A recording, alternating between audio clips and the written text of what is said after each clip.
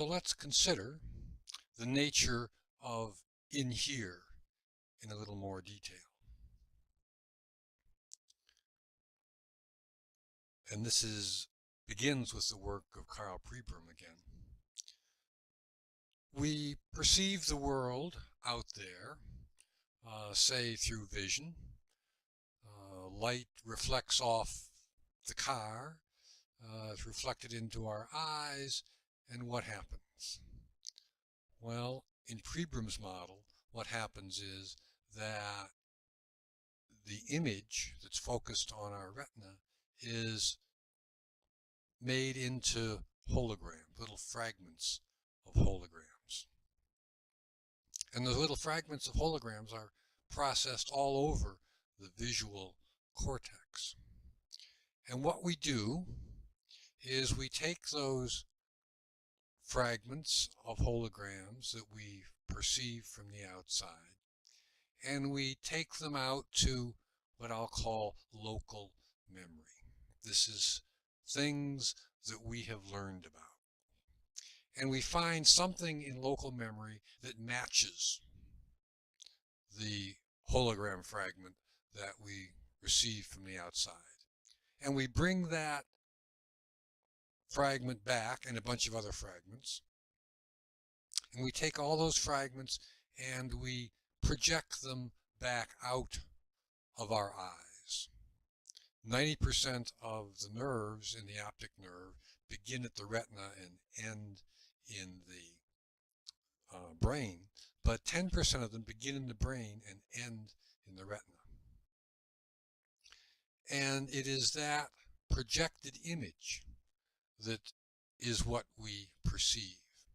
This smooth image that we see, if you're looking at the screen now, you see a couple little cars and some waves and some text. None of that exists as an image inside your brain. It is all projected in front of you. That's the only place the image exists, is as a projection in front of us. The important implication of this perception mechanism is that everything we perceive is learned.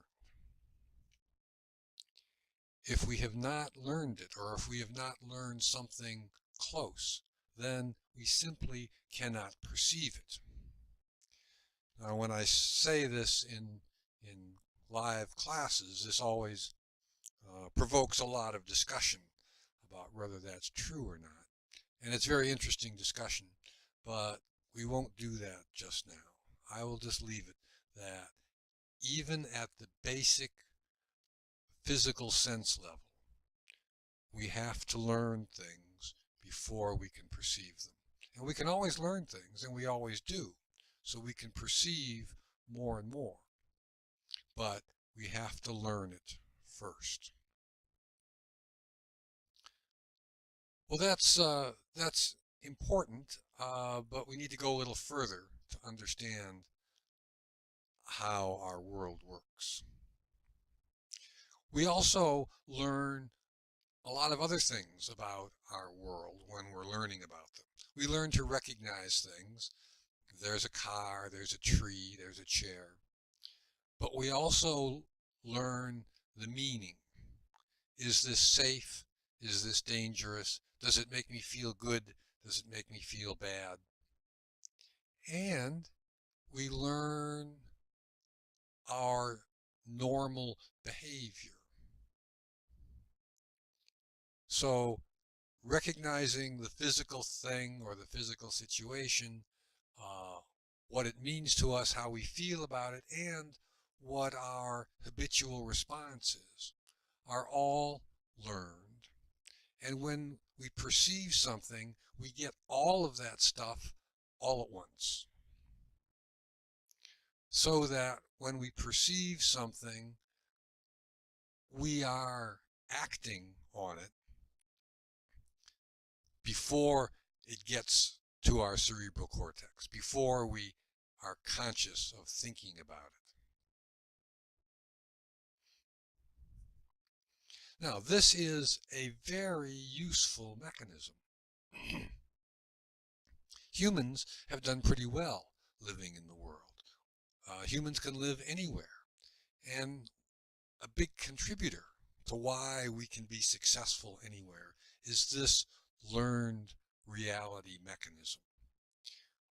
Wherever we are born, we learn how to live and how to thrive in that place. So humans live all over. They live in the desert, they live in the jungle, they live on mountains, they live on the ocean. They live everywhere, and they do pretty well wherever they live. So this mechanism of learning everything is a very important survival technique for humans. So we learn our reality, and it is deeply embedded. Once we learn those reality lessons, we will behave like that for the rest of our lives. And all of that is very good and very useful, but there's a problem with it. And the problem is in the nature of the original learning experience. Our learning experiences come in two flavors for our purposes. One is that we have the experience and we are supported in that experience. We learn things in love. So whether the experience was a good experience for us or a frightening experience, there was someone there to support us and soothe our fears if it was learned in fear. And those experiences teach us that we are connected, that there is someone there to help. It teaches us connection, teaches us love, but connection is the important thing here. Now, we can have other kinds of learning experiences. We can have experiences where there is no one there to help. When the experience is bad, when it's frightening, or when it invokes our fight or flight response, and we can't get away. This is called a traumatic experience.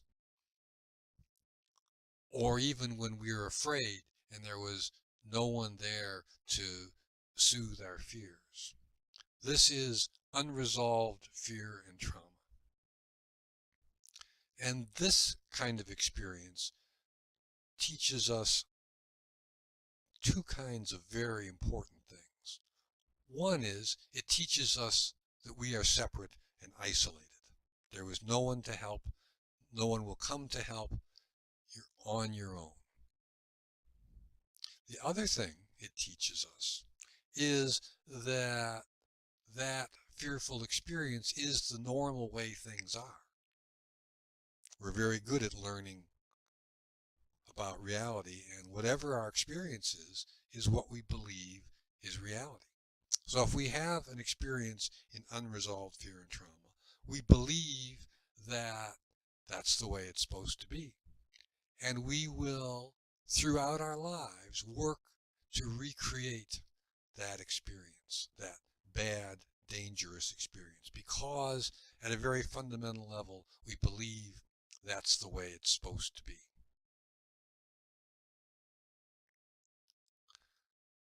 And all of these things, whether we learn them in love or learn them in fear, all of them become our learned reality.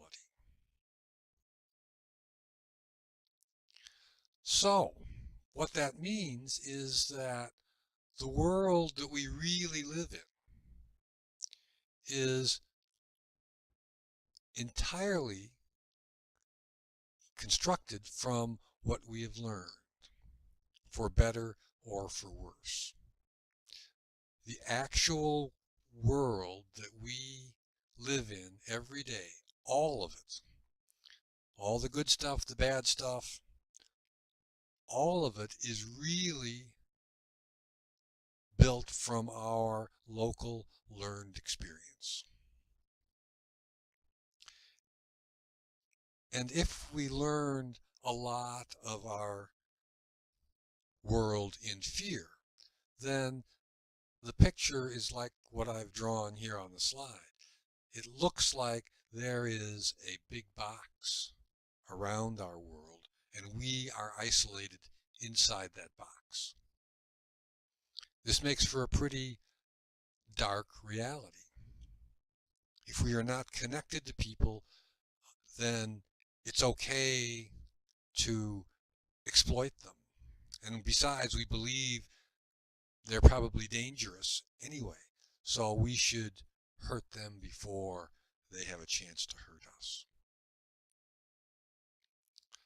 So much of the suffering that we see in the world, much of the suffering that people inflict on others, is caused by learned realities that were learned in fear and unresolved trauma.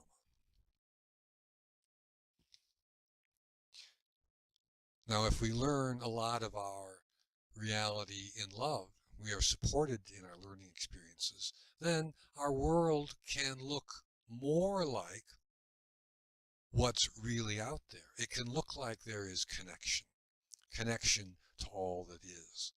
It looks like there is a lot of love in the world.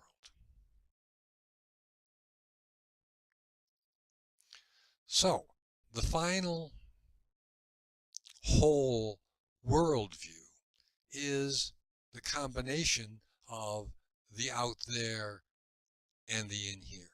The out there, as we said, is this pretty nice world. It is one of connection. It is one of feeling connection, of feeling love. All that is possible. It is normal. But inserted into that out there world is our in here world, the one that we learned. We have these experiences, and depending on the nature of the learning experience, our world in here may be light and love, and it may be fear and darkness. And if we look around the world and we see a lot of suffering, a lot of people inflicting suffering on other people, then that tells us that a lot of people have a lot of learning experiences, mainly in their childhood, based in unresolved fear and trauma. So there it is, a whole worldview. Everything is there. There's the material world, the paranormal world, the spiritual, and I'm in there, and my more or less enlightened world is there. The one that I created and the one that I live in is part of the worldview. And everybody has their own internal world that they really live in. So if our world in here is dark, it might be frustrating if we look around and read or whatever and find that, well, it's really pretty nice out there. Well, why am I having such a hard time? A classic question, and one that I'd like to consider next.